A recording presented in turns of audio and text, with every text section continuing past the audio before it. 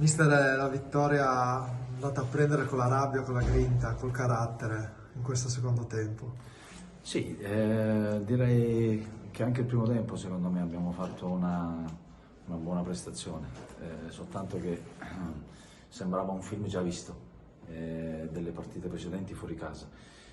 Poi il secondo tempo abbiamo fatto in modo di cambiare atteggiamento tattico e dare la possibilità a qualcun altro di entrare in campo, e diciamo che l'impegno, l'abnegazione, lo spirito di sacrificio, la voglia di vincere ha fatto in modo di far pareggiare la partita e anche di andarla a concludere con la nostra vittoria.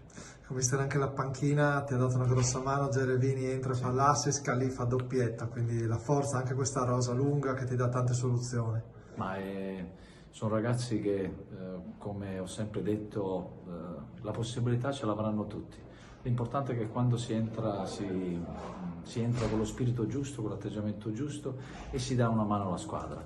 E il sottoscritto sta là a guardare e sanno benissimo che chi ci mette grande impegno, le possibilità gliele darò sempre.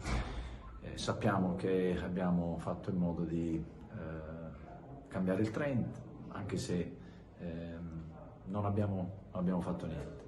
A breve dovremo fare un'altra partita, quindi recuperiamo le energie, ci godiamo questi 3 punti. Sono stati bravi i ragazzi, bravi chi è entrato, tutti bravi. Ma da stasera si pensa alla prossima partita. Un'ultima cosa, mister, Charlene sta imparando a vincere anche queste partite un po' sporche, dove insomma mancano le occasioni, partite molto equilibrate, dove servono anche gli episodi, no? Far girare le cose nel verso Ma io giusto. credo che la squadra abbia avuto dei principi di gioco, abbia fatto in modo di costruire sia nel 4-3-3 che nel 4-3-1-2. Ci abbiamo provato, anche se il campo forse non lo permetteva tantissimo perché non aveva un rimbalzo omogeneo. Però i ragazzi hanno fatto in modo di costruire, di fare le cose, di fare delle giocate. Poi è chiaro che, come hai detto tu, la cattiveria, la fame, la voglia è quello che io ho sempre detto. La differenza è solo una nelle categorie, è la fame, la voglia di lottare.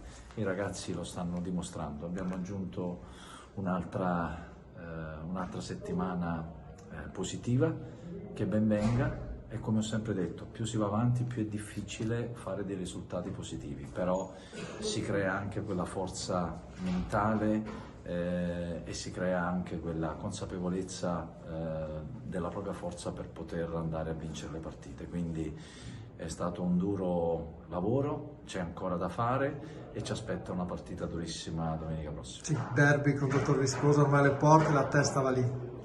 Assolutamente sì, quindi correggiamo gli errori anche di oggi, sia del primo tempo sia del secondo tempo, e andiamo avanti. Complimenti ai ragazzi perché hanno fatto un ottimo risultato.